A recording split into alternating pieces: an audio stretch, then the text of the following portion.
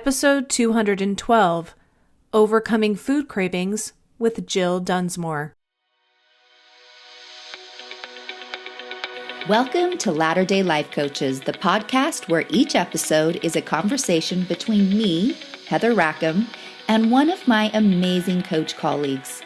Each coach here is a member of the Church of Jesus Christ of Latter-day Saints and a highly trained, experienced life coach making a great impact in the lives of their clients. And together, we have one main goal, helping you live your best life no matter what. You ready for this conversation with a coach? Here we go. In this episode, Heather is joined by Jille Dunsmore, a body and life coach who helps women overcome cravings and develop healthy relationships with food and their bodies. Jille shares her personal journey of battling sugar addiction for over 30 years and how she finally found freedom by retraining her brain and transforming her self-talk. The discussion covers the addictive nature of processed foods, the role of emotions in eating habits, and the tools necessary to break free from the cycle of shame and self-sabotage. Jille emphasizes the importance of building lasting health from the inside out, starting with self-love and a positive mindset. She offers practical strategies and a free resource to help listeners reclaim control over their cravings and achieve lasting change. Please enjoy. Hey friends, welcome to the podcast. Today, I am joined by Coach Jille Dunsmore. Hello, Jille. Hey, Heather. How are you? Fantastic. It's so fun to have you on with me. You I know. haven't been on with me before, right? No, this is my first time. First timer over here. Yeah, I love it. Well, I'm excited for everybody to get to hear from you. But before we start chatting, I would love if you could tell people, just give us an introduction. Sure. Okay. So I am Jille Dunsmore and I'm from Utah. I've been coaching for 5 years. I'm a mama of 5 and I'm now an empty nester. So I am an advanced certified body and life coach, and I help women take control of their cravings and lose weight for life so that they can live in a strong and healthy body that they love. Oh, that's perfect. And it's January, right? This is airing in January, though we're recording a little bit earlier. And a lot of times that's high on people's minds. So this will be for sure. Timing. January is a time, and it happens for me too, but it's like just coming from the holidays, which start in October. It starts with Halloween and then moves to Christmas. And it's like, if I don't get a control over this now, it's going to like end after Valentine's, right? So it's just the time most of us are actually wanting to do that and take some control of our eating and just get back to where we're feeling like we're in charge again. Well, it's good timing then. So for women, do you work mostly with women? I'm assuming. I work only with women. Only with women. Okay. Yes. So for women who want to lose weight and be healthy and strong, but struggle to do it, what do you think is the biggest thing that stands in their way? Honestly, the biggest thing that I see standing in their way from all of the women that I work with is not knowing how to overcome sugar and carb cravings. We think about it. I mean, you could say food cravings, but the thing that we crave, that we give in and overeat, are sugar and carbs. And I'm not talking healthy, whole sugar and carbs. I'm talking the refined processed sugar and carbs. That's the kind of thing that our brain just craves and craves and wants more of. And so having those cravings and not knowing how to overcome it is just where she feels like certain foods or emotions take control and not knowing how to change that. Mm-hmm. So what I have found in the weight loss work that I do is that uncontrolled cravings are the root of the problem. Because if you think about all the things that 95% of the time cause us to gain weight, it's overeating or emotional eating or constant snacking or eating when you're not hungry or having sugar binges, right? And that all stems from giving into sugar and carb cravings. So that is the problem right there, but it's not just like gaining weight. It's not just the problem. There's there's a bigger problem than that. And it's because of how it takes a toll on our body. It Overeating these foods creates inflammation in our bodies. It creates digestive issues and problems with our gut and our hormones. And I'll talk about that a little bit more when I talk about my own story. But it also leads to having low energy and just feeling like we need to have those sugar pick-me-ups throughout the day just to get through the day. It leads to having brain fog and not being able to focus or concentrate very well. It leads to feeling self-conscious and uncomfortable in your body, or feeling ashamed or embarrassed of the way that you're eating. I know that was how I felt, feeling out of control around certain foods and like you can't trust yourself.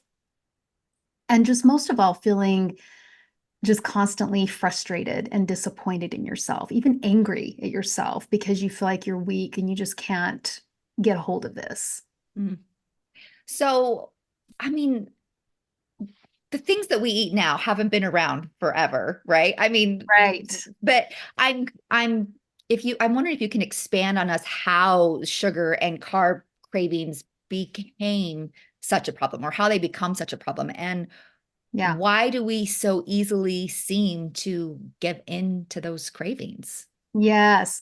So, like what you said, it's processed food, right? Really, it's processed food that we crave so much. If you think about the foods that you have the hardest time saying no to or stopping once you start eating, it's processed food, or it's made with processed food. Meaning, when I say processed, I mean it's made with refined sugar or flour, right? And that is different than the kind of food that people were eating back in the day, right? It's different. It's processed differently. It's made differently. The nutrition has been stripped out of it. The fiber and vitamins and all the things that our bodies need are stripped out of it. And we're just left with kind of empty calories that fill us up, but it doesn't fuel us.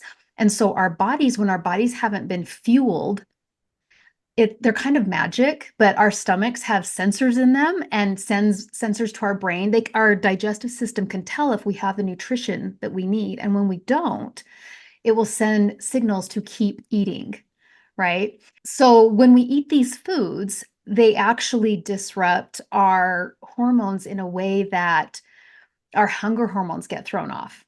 And we think we're hungry when we're physically not. And then it also messes with our blood sugar so that our body is going in these spikes and lulls. And then we are constantly craving more sugar to give us that energy throughout the day, like I was talking about. Mm. So the thing that's interesting to know is processed food is engineered to make us crave it. The companies, fast food companies, the processed food companies, from, cereal to French fries to Oreos, they hire scientists who actually know how to combine the right amount of sugar, salt, and fat to create what they call a bliss point in our mouths, where our mouths crave it, but our brain craves it and just wants more and more. And of course, it tastes good. So it just makes sense we want to keep eating it. And that's what makes it really hard to stop. So refined sugar and carbs, even homemade ones, even when you're making the homemade treats, the homemade stuff, anything made with sugar and flour, it gives our brains a big dopamine hit.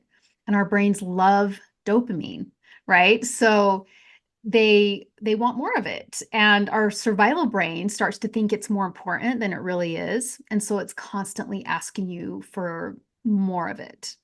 So that is why we actually have more cravings now than ever, is just because of the kind of foods that we're eating and the effect it's having on our brain. But the cravings aren't in themselves aren't really the problem. It's not knowing how to manage the cravings when they come. It's giving into them constantly. That's the problem. So that's the thing that I get asked a lot with my clients, is like, why do I keep giving in? Like, why can't I stop giving in to them? And the obvious answer is because it tastes good, right? It just tastes good. We want to keep eating it. But the real reason that we give in is because we're not willing to feel uncomfortable. So we have a craving and we want something, and our natural reaction is to satisfy that. And when we don't, if we want something and we don't have it, it feels uncomfortable. And then we start feeling left out or that we're going to miss out, or we start feeling deprived. We start feeling resentful, right? Or maybe we think this is going to be really boring without the food, or it just won't be as fun. And we don't want to feel any of that. And so we give into the craving to make that uncomfortable emotion either go away, or the emotion we think we're going to have if we don't eat it. We just want to make that go away ahead of time. So there's that. And then the other half is we give in to we give in to make feelings go away, but we also give in to create feelings, to create emotions that we do want. Even though we're not intentionally doing this, we want to relax. And our brain associates sitting down to relax with eating something. We want to have fun or be entertained. We want to create connection with someone, and eating with them is a way to do that. And usually we're not pulling out salads, we're pulling out snacks together, the treats together, right, with our families. We want to feel comforted. And so this is emotional eating, when we eat to avoid a feeling or to gain one. And so without even knowing it, we're emotionally eating a lot of the times, and that's why we're giving in. Mm. Would you say that those cravings are like higher with a particular group of people? Does it change? Or like, I guess what I'm wondering is, so we have maybe a predominantly LDS audience here that's listening today. Mm-hmm. Do you, I think I feel like we've had in conversation before that it seems like those are higher in that group of people. Yeah. Is that true? I do notice that. I work with women of all sorts of faiths, and one thing I've noticed with the women in our culture, in our faith, is that yes, it is a bigger problem. And the reason is because in our faith, we don't drink or smoke or do drugs, pretty much. That's just part of our faith. We're raised to not have those things. And so a lot of things that other people would use to cope with stress or just to feel better or to relax, we turn to food, right? And without realizing it, sugar can actually unintentionally become our drug, because sugar is actually very addicting. So whether it's in a sweet form like chocolate or cookies, or it's in a savory form like French fries or crackers or chips, some people don't think of sugar that way. I know I didn't ever think I had a problem with sugar. Mine was carbs. Like I knew I craved carbs, like breads and things like that. But it all breaks down to sugar in your body, and it's stored as fat the same way. It's processed the same way in our body. So whatever kind of sugar, I'm just going to use the word sugar, but that's what it's referring to, is anything that breaks down as sugar in your body. Whatever kind it is, it gives our brain a big dopamine hit, like I talked about a moment ago. And our brains they're made to seek a natural amount of dopamine. That is normal and natural, but the kind that's found in natural foods, the kind of food that God made, gives us this natural dopamine hit that feels good. It makes us want more food. So we'll keep eating, which is good to survive, right? But our brains were never designed to handle the unnatural amount of dopamine that's released with unnatural man-made foods. And so our brain gets confused by this big dopamine hit and thinks that we really need this food. And that's how addiction starts. That's how any addiction starts, is through the dopamine. When you get a big dopamine release that's unnatural, then our brain just thinks, oh, this is really important. We should have more and more of this. If a little bit is good, this much is better. And so we should have this. And so then we just start craving it more and more.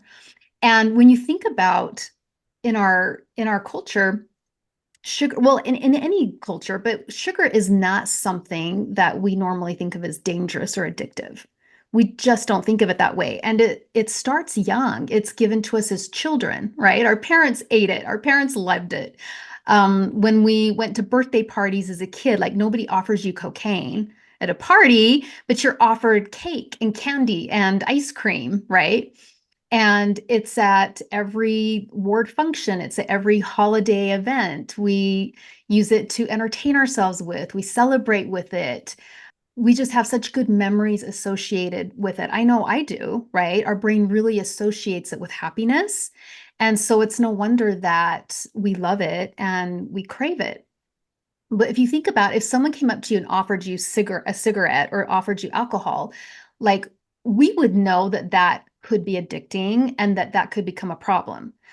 But sugar is beautifully offered, right? Like all tied up in a bow with pink sprinkles on top. It just looks so good. And we never think of it that way.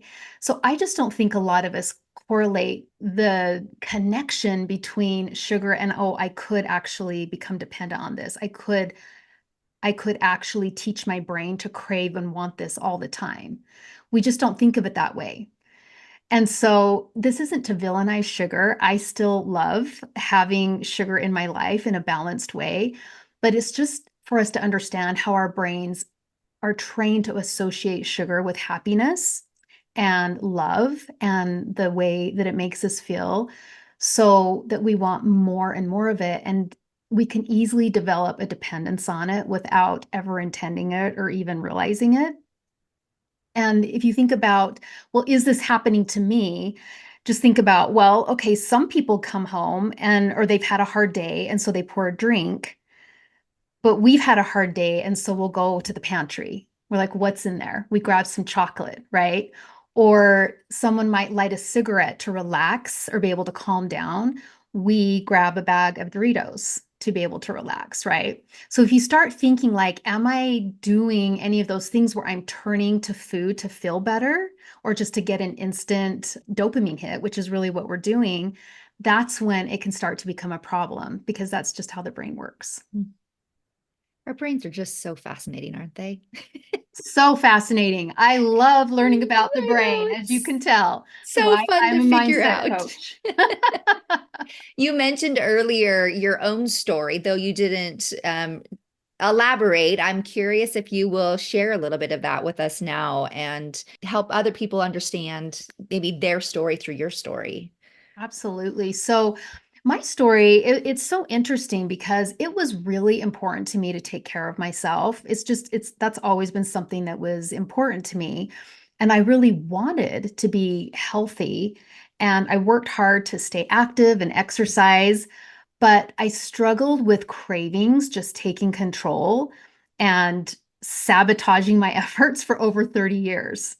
And it started young for me. It started in my young teen years.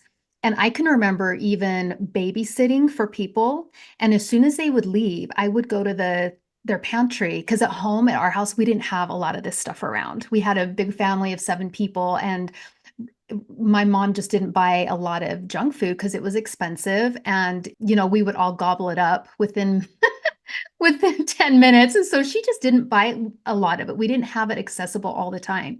So when I would go babysitting, especially at certain homes, I knew that they had it. I would go to the pantry and I would see what they had. And I would wait until the kids went to bed.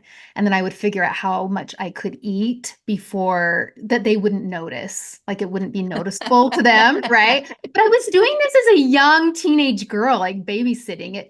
It just started young. Some of us actually are genetically predispositioned to crave sweets more than others. All of our brains crave sweet. That's a natural thing, but some of us just crave it more. And for any of those listening that resonate with this, like you'll know that's you too, right?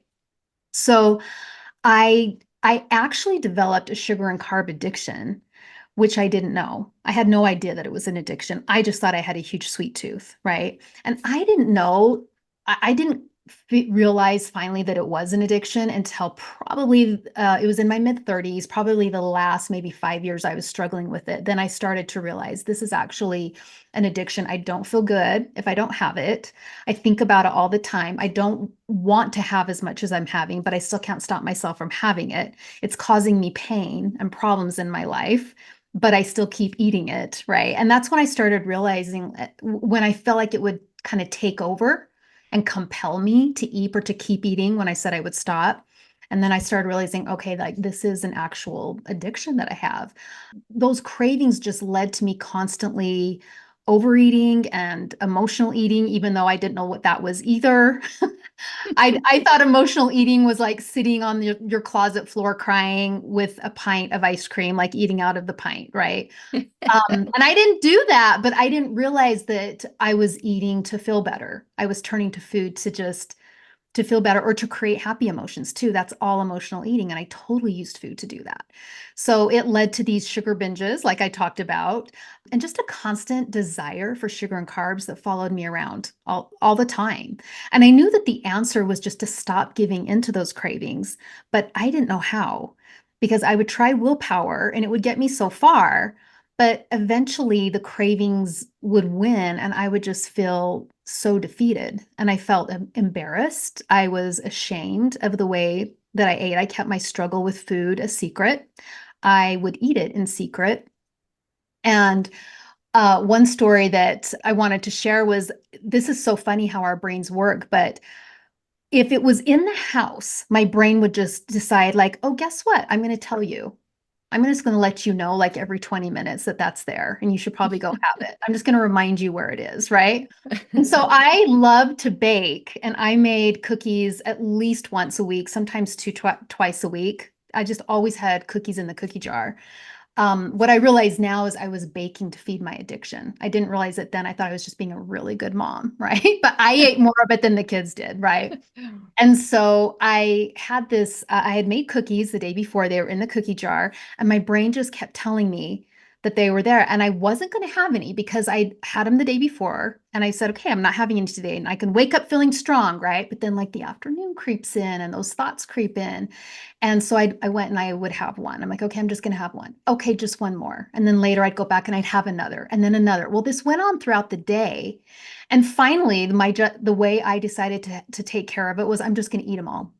If I just get rid of them, just get rid of it, the stupid craving will go away. It'll have to leave me alone, right? Like that is what we do. And so I ate the rest of the cookies in the cookie jar. I don't even know how many it was, but I ate them all gone. And then when I realized what I'd done, I was like, dang it. And so I made more cookies before my kids got home so I could fill up the cookie jar and nobody would know. Right. But this is the kind of thing that I dealt with. And even though I was so amazing in so many ways and doing such good things in my life, right? I was a single mom of four on my own for so many years. I was a really good mom. I started my own business. I was active in my community and in my church. And I was just doing really good things and I was strong in so many ways, but I carried this constant disappointment in myself around with me in my heart most of the time, right? And people on the outside wouldn't know that I was struggling like this on the inside. It's not something that I talked about, but it affected my relationship with my body and with myself. I just thought I was weak. I thought I was destined to live with this probably for the rest of my life. There was just something wrong with me. And when I turned 40, I actually ended up in the emergency room one night because of the way I was eating. Of course, I didn't know it, but that's when I found out. I was just in so much pain. And the years of overeating processed food had just taken a big toll on my digestive system. And the wake up call that that gave me was just a deep desire to change my body, not just for the way I looked. It was like shifting and from like, oh, I want to get control of this so I can lose weight and look good.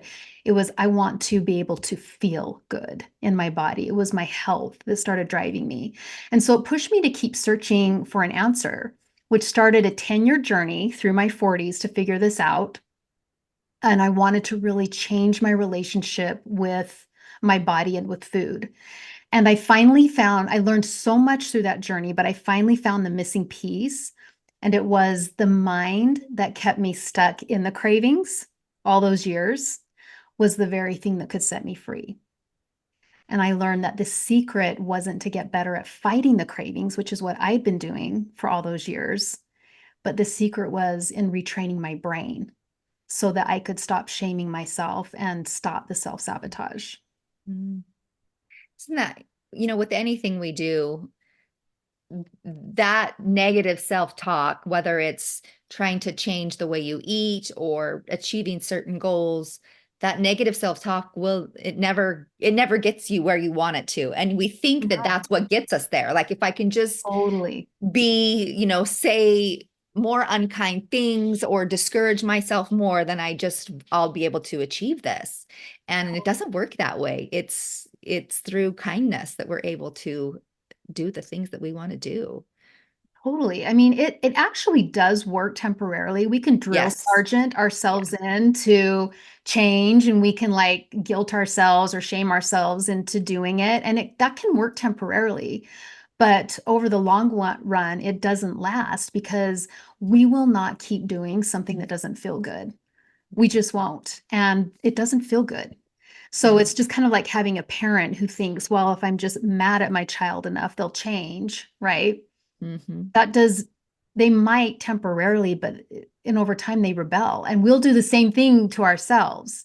Yeah. And so, yeah, that is something that I'm really big on, is learning how to change that as you're changing your relationship with food, changing that inner self-talk and the way you treat yourself and talk to yourself and love yourself, and building the changes that you're making on the outside from the inside. So important. How would you suggest then that people begin to overcome that cycle that you kind of just described of self-sabotage and shame that we perpetuate in our heads? Yeah. So that's the thing that most of my clients, when they come to me, they know what they should do, but they want to be healthier and lose weight, and they know what they should do, but they just keep sabotaging themselves, right? They're just not following through with what they say they're going to do. And then it just sabotages the hard work that they've been doing. And then it feels so discouraging, right? And they just feel trapped in this sugar cycle of having these cravings and then eating to feel better and then feeling worse and then wanting to stop, but then the cravings come and then they eat to feel better again. It's this sugar cycle that they just feel trapped in. And so the first step to letting go of the shame is really just realizing that it's not your fault. That I felt so much shame that I struggled with this. I was so embarrassed about it. And when I finally realized, like, this doesn't have anything to do with my morality or my integrity as a human being, right? It just has to do with my brain. There is nothing wrong with you. You're not weak. Your brain is just doing what it's been wired to do. It thinks that sugar and carbs are really important to your survival, and it's just confused. So your brain has been unintentionally trained to want and crave and keep pestering you for these foods. But the best news is that you can actually untrain your brain. You can untrain it. That's the magic of neuroplasticity in our brains. So you can retrain your brain to start wanting what your body wants, so that instead of always feeling like you're fighting against yourself, right? That your brain is fighting against you, that it's actually starting to work with you. And this is the work that I do with my clients. We take powerful strategies to lose weight, and we combine it with the mindset work to build new neural pathways and retrain their brain. Because if you think about it, Heather, it's not the food that is actually causing the craving. It's your thoughts about the food that are causing it. The reason we know this is because if it were the food causing you to constantly crave it and give into it, if it was that food, then everybody in the world would crave that food and feel like they couldn't control themselves around that food. And they don't, right? So it's your own thoughts about that food that cause you to crave it and cause you to give into it and make the cravings feel so hard. And so once you learn how to start understanding and changing your thoughts, then you can change your experience with the craving. You change your reaction to it. So with practice, you can actually change the craving itself. There are things that I just used to think about every day and crave every day that I don't even think about anymore. And there's things that I still want. Every time I see them, I do still crave them. They still look good to me, but I'm okay not having them. I'm okay having them sometimes. This isn't about never having it again. Like, this is just about learning, oh, I have that sometimes, and I have that once in a while, but most of the time I eat this way, and your brain is on board with that. So once you can learn how to take control of your food, you start taking control of everything else, your weight, your health, your confidence, the way that you feel in your body, the way you feel about yourself. When you can learn how to take control of your cravings physically and emotionally, that's when all these changes, they all ripple out from there. That's why I say it's the root, and everything comes from that. Okay, so speak to this, because I can hear like the women in the background in their mind saying, yeah, but it's not that easy. Like I've been doing this, like this has been my whole life. It's not going to be an easy thing for me to change. What would you say to them? Yeah. So I get that. I felt the same way, and it's not easy to change it. It is not easy to retrain your brain. When you've been creating habits for years, for in my case even decades, it is not easy to retrain your brain and change it. But it's either doing the work to do that and feeling the discomfort of training your brain, or you stay where you are. You stay in it and you keep struggling with it, and then you have the discomfort of gaining weight and not feeling comfortable in your clothes and feeling self-conscious in your body and not having the energy and health that you want. Like, you have all that other discomfort. So it's true, it is uncomfortable to retrain your brain. It is uncomfortable to do this work, but it's also uncomfortable to stay where you are and keep dealing with this. And so you get to choose, like, okay, is it worth me going through this temporary discomfort to have a long-term confidence in my body and in myself, and to be able to feel good in my skin and beautiful in my clothes? Like, is that worth it to me? I can have instant gratification now, or I can have discomfort now and learn how to move through that, which I help my clients do, and I'm going to help your listeners do it as well. But I can go through that discomfort right now, and then I actually feel really good about myself long term later. And over time, like, that pleasure, your primitive brain will just want immediate pleasure now, now, now, because that part of you can't see past 5 minutes. That part of your brain, the crave brain is what I call it, it cannot see past 5 minutes. And when we're coming from that part of our brain, that's when we just keep giving in, because that just feels so important in the moment. But when you learn how to shift into that higher brain, which for the LDS woman that I work with, I call it our spiritual brain. Like, that's where the real you lives. And when you're able to learn how, in the moment that you're having that craving, to shift into that higher part of you, that higher brain, and learn how to manage it and go through it in a different way, where you're not fighting it and you're not relying on willpower, right? But you can stay in control in a peaceful way. It's not easy, but it retrains your brain to learn how to react to cravings in a new way. And the more you do it over time, it does get easier. If you think about anything that was hard that you're learning how to do, and it's just hard at first, it's not easy, but the more you do it, the easier it becomes. This is a muscle you're building, and it will become easier and easier to do. Sometimes cravings still feel hard for me, depending on what it is or depending on the emotions I might be in. But most of the time now, like what used to be at a 10 for me and just feel like impossible to control, they're now like at a 3.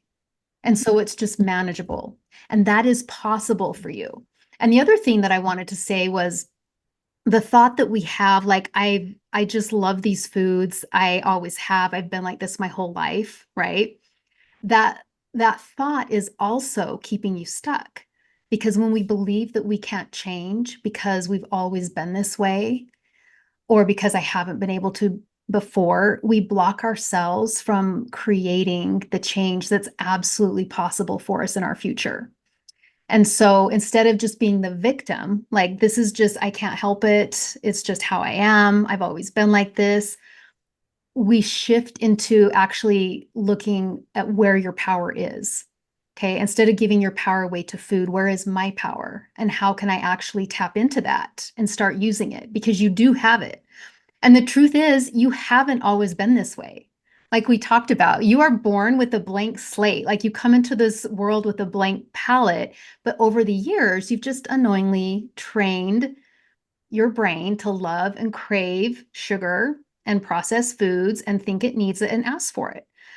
And so you can untrain it. You can learn a new way to think and learn a new way to eat. And like I said before, it's not about giving them up and never having them again, but you can learn how to enjoy them in a balanced way where you can still have them in your life in a way that feels good to you, but still allows you to move towards and achieve your health and your body goals. Just as fascinating that our brain likes to focus on, hyper focuses on the things that we don't want them to. It is pretty fascinating that we can retrain and give our brain Yes. new focus and make those changes that we want to. Well, I'm living proof. Yeah. If I was that way for over 30 years, it was really my biggest thing. I've been through so many hard things, Heather. Like I've gone through drug addiction in my marriage and with my kids and a terrible divorce and being a single mom and trying to blend a family and navigate all of that. And I've just been through so many tough things in my life. But this was the one thing that was always with me. No matter what I overcame, how many things I overcame and how strong I was able to become in other areas, like this thing just stuck with me. And that's why I thought I will always have this. There's just something broken in me, I guess. I don't know what is wrong with me, why other people can stop at one piece of cake and I have to have four. Like, why? Why is that me? Right. And so I just thought that was how it was. But that is why I'm so passionate about doing this, because if I can do it and learn how to actually retrain my brain and go from where I was to where now I'm totally okay not having it and just having it sometimes. And I know how to get through the cravings when they come, and my brain actually wants and craves healthy food. Like you can teach your brain to do that too. It's possible for you. Mm-hmm. So I heard you say earlier that you love to help women build the body they want from the inside out. What is that? I mean, I grasp what you're saying there just from listening to you speak this, for this last little bit, but maybe just expand on that a little bit more first before we sign off today. Yeah. What does that mean? And why is it Yeah. important to you? Well, I'm glad you asked that, because that is one of the most important pieces of the work that I do, is helping women learn how to change their bodies from the inside out. Because what we're so used to doing is trying to change it from the outside in. We do a new exercise program, or we go on a diet or something where we're trying to just change our actions that we're taking, right? But we're not changing the inside. So when we're keeping the same thoughts that make us give in to the cravings, or the same negative thoughts and feelings about our bodies, or that we might have about our ability to change our body, right? Even about ourselves, that makes it so hard to make those outward changes last, because we're working against the very thing that created the problem in the first place, which is how we're thinking about it, right? And like I said, you can guilt or shame yourself into losing weight or dieting for a little while, but over time that won't last because it doesn't feel good. So changing your body and your health from the inside out is what makes it last. And that means that we start at the center, and your relationship with food, your relationship with your body, and your relationship with yourself. And we build a relationship of love and trust with yourself, of compassion with yourself, because we're so used to feeling so discouraged and disappointed in ourselves and feeling angry with ourselves. So we change that. We let that shame go. We build a relationship of, a healthy relationship with food in the first place. Like I didn't even know really what that was until I started doing this work. But learning how I don't need to depend on food to manage my emotions, because I know now I can do it myself. And I don't need to constantly have food to feel better. We build a healthy relationship with food where it takes its place and where it should be in our life. Instead of being this big center stage, it's just something we use to fuel our body and to enjoy, but it's not taking over what's most important to us. And with our bodies, we build a loving, partnership and a friendship with her in a different way than you've ever had before. A lot of my clients think, well, when I lose weight, then I'll be able to love my body. Then I'll be able to feel good about myself and love myself. But that's actually backwards. It's through loving yourself and learning how to truly love your body where she is that you start to lose the weight and become healthy and take care of her in a way that lasts. So loving yourself and loving your body comes first. We build that relationship along the way so that when you get there, it's not that you'll love her when you get there, you can love her all along the way. You can love her right now. And when you get to that point, that's when those changes start to last. That's how you do it from the inside out. Mm. That's beautiful. And that's how anything is, right? Like it's discovering what's already in us. And I think that's so much what it is. Like our soul is already capable of living the way that we want it to. And we just have covered it up in so many different ways that I think the job is just to kind of start to peel back those layers and know what's there. So thank you. Well, and that's one thing that just came to my mind when you said that is, and because, we're talking to this LDS audience, they understand this. And I love it when I have LDS clients because we can dive into this a little more, but we we have a body. Like our body is our greatest gift. Nobody in the world can take care of your body but you, right? God gave you this body and she is beautiful and she's yours. She is your one precious body. She's not perfect, right? But she's yours. And you get to be the one to take care of her. And so when you start thinking of it like a beloved stewardship, that's when things start to change. It's like if I have this child that's given to me and I love them deeply, how am I going to take care of this child? And in a way, our body is like that child. So, how am I going to take care of this body? She cannot take care of herself. I'm the one that does that for her, right? I'm the only one that can do that for her. And when you think about, I think about how Satan, he doesn't want us to love our bodies. He absolutely doesn't want us to love ourselves. And he'll really work on us, especially in our faith where there aren't other vices that we're like becoming addicted to. He will work on us with food and he will try to take our agency away through food. And what God created just to be a beautiful, nourishing thing becomes this problem and vice in our life. And he wants us to hate, Satan wants us to hate our bodies. He wants us to not love them for the beautiful, amazing, most perfect gift that they are. No matter what they look like, no matter what the scale says, no matter what shape and size, there is nothing on earth like the human body. She gives you this life. She allows your spirit to go through this life and do your work in the world and have joy, right? That's how you hold your kids and how you hear their voices and how you see their faces and how you experience the beauty of this world is through her, through your body.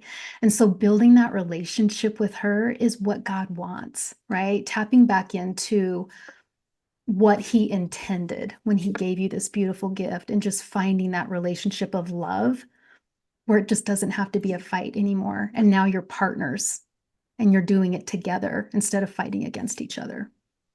Yeah, that's a great way to think about it. And so much, it's liberating actually to view it that way. And I love that you just refer to her as she, right? Like it's Yes. like as if you're referring to your best friend or something. It's Yeah. the way that we could look at it. Yeah. So before we leave, Jill, can you share with people where they can connect with you and find you? Absolutely. So my website is jilledunsmore.com, and I'm going to spell it for you because my name is a little different. It's Jill with an E. So it's Jille Dunsmore, Dunsmore. So jilledunsmore.com. You can find me there. You can also find me on Instagram at Jill Dunsmore, same spelling. And I also want to give all of your listeners a freebie, which is a special training that I actually just did all about my freedom formula. And so I created that. It's how to get through any craving without willpower or fighting or losing control. And so that goes along with everything I've been talking about today. This is one of the tools I actually teach my clients to help them learn, okay, when a craving is here, what do I do? Like, how do I actually get through that? And as you learn how to take these steps and go through the craving in this new way, it's actually retraining your brain. And the more you practice it, the easier it does become. But it gives you a framework, it gives you something to do when the cravings come. So instead of just reacting the way we always do, we can start creating a new neural pathway to react in a different way to cravings. And so this will help them do it. So I know you're going to link that somewhere, and Yeah. they can find me that way too. Perfect. Yeah, we'll link to those things in our show notes, make it really easy for people to find. So thank you so much for offering that. I'm excited for people to have that resource. And thank you for joining me today, Jill. You're so welcome. I'm so glad I could be here. It was really fun. It was a great time. Thank you, everybody. And we will look for you again next week. Hey, we just wanted to thank you for spending part of your day here with us at Latter-day Life Coaches and being part of this conversation. Share this with your friends so that you can have a conversation with them on this topic as well. And as always, subscribe so you don't miss a single episode. Have a good one, my friends.